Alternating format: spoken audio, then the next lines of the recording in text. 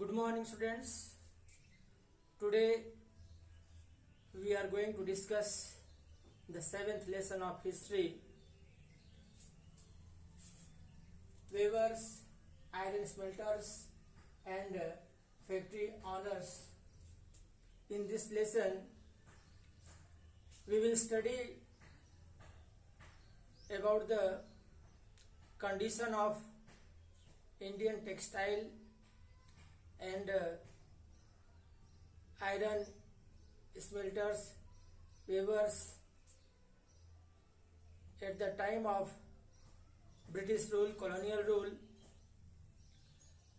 Students, as you know that Indian textile was too famous all over the world before the arrival of British in India. British, they came in India for trading purpose. Not only British, many other countries, people of Europe, they also came to India for doing trade with India. India's textile and spices were very famous all over the world.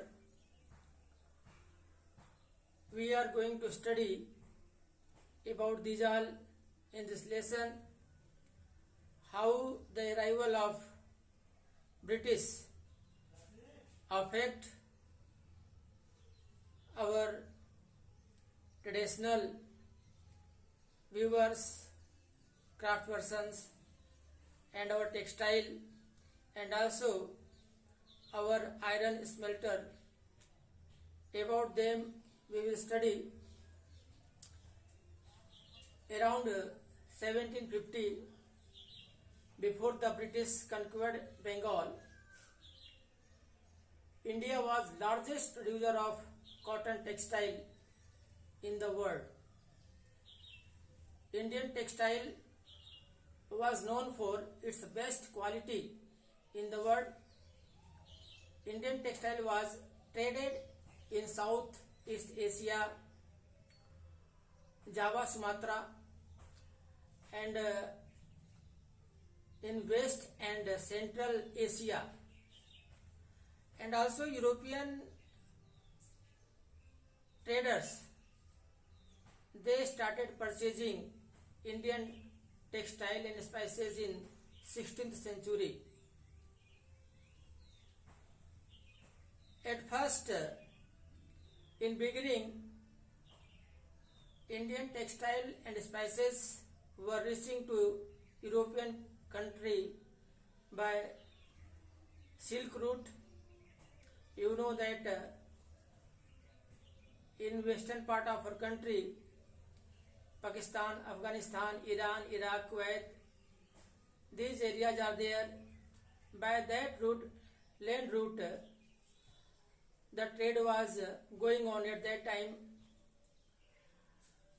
Indian goods were so important for European countries, they started discovering the sea route for India, and they successfully arrived the Calicut area of Kerala. From that area, they purchased spices and the fine quality of cotton, and they put their own name Calico. The related name Calicut, the calico type of textile, they purchased from Calicut and they carried to the European country. The Portuguese, they first arrived at Calicut in Kerala, and they purchased fine quality of textile, and they keep its name Calico, about which we will study. And the Arabian countries people, they purchased Indian textile and they carry them to Mosul. From Mosul, the European countries people they purchase and they keep its name muslin, which is in Hindi known as malmal, very nice quality of cotton cloth it is. It was too soft and even the queen and king of the European country they like most this muslin, the malmal, and they purchase them by giving good price. That is why Indian textile was very very important all over the world. In this Indian textile and the world market, these are things are given which I explained now. And now the next topic we are going to study.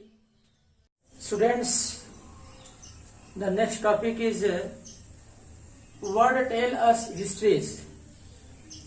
There are many words which are found in the receipt which was ordered from the East India Company for purchasing different type of cloth of India. In your book in figure 3 the figure is given in which about 98 varieties of silk and cotton textile is there. There are many words which point out about the popularity of Indian textile. In Western market, as you know that the figure which is given in your book, many type of silk and cotton clothes were there, and there was about 5,89,000 pieces clothes order was there in 1750 by East India Company. And in this the type of cloth which were mentioned, number one is chint, which we say in Hindi chint, the cloth of chint. In this flower design is there. It was very popular in European country. Even the queen also want to wear this type of cloth in England. And then is Kosas or Khasa. This was also mentioned in that receipt which was sent by the East India Company, which was order of the East India Company. Then next one is bandana. It was the type of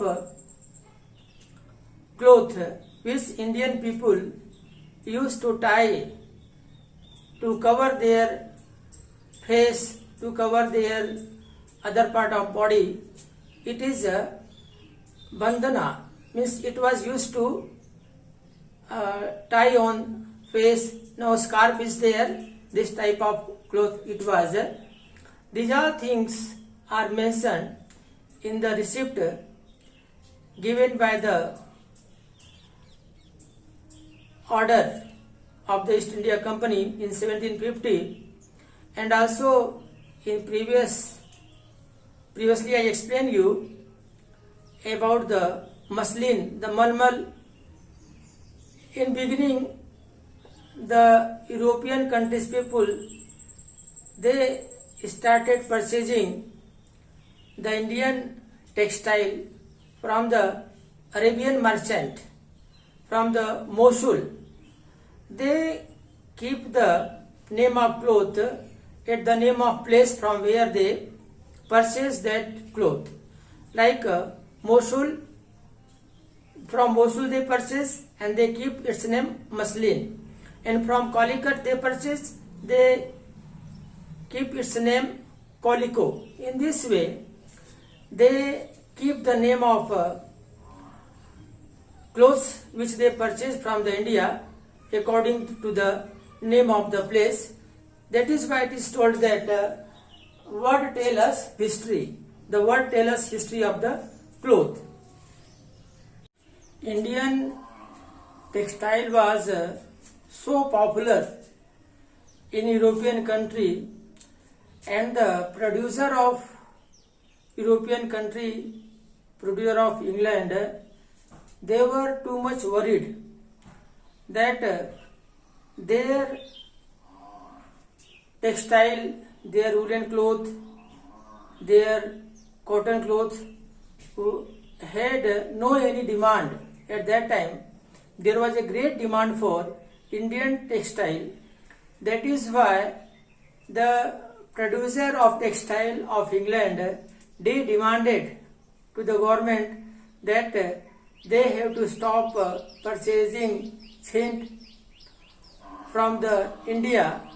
They have to stop purchasing the Indian textile, and in 1720 the England government, the British government passed an act which is also known as Calico Act, to stop importing or purchasing the Indian textile. In this way, there was a great demand in the world market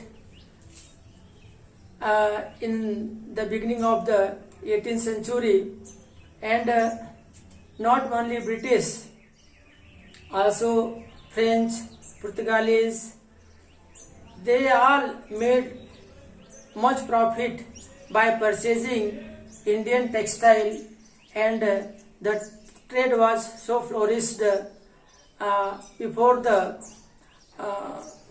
colonial rule in India.